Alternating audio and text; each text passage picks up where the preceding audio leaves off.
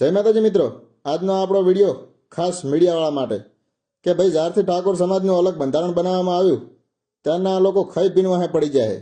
કેવી રીતે કે કોઈ સારા વ્યક્તિએ નાની મોટી ભૂલ કરી હોય તો આ લોકો કેવું કરે છે? ગબ્બર ઠાકોર આમ બોલ્યા, વિક્રમ ઠાકોર આજે આમ બોલ્યા, પેલો આમ બોલ્યો, ફલાણો આમ બોલ્યો, આવું કઈ કહીને સમાજમાં વિખવાદ પેદા કરે છે. વાત હોય નાની અને કરી દે મોટી, અને સમાજના છોકરાઓને અવળા ચડાવી રહ્યા છે. તો ભાઈ મીડિયાવાળાને મારે ખાલી એટલું જ કહેવું છે કે ભાઈ માપમાં રહીજો. રહી વાત બંધારણની, તો બંધારણનું 99.99% પાલન થઈ જ રહ્યું છે, બરોબર. અને અમારી સમાજ છે, અમારે શું કરવું એ અમે જોઈશું, બરોબર.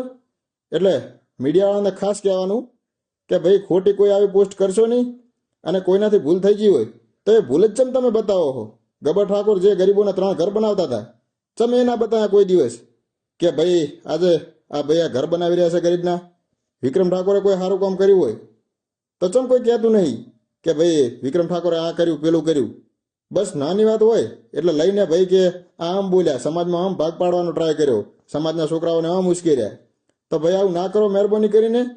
સમાજના છોકરાઓને અવળી દિશા તરફ ના દોરો.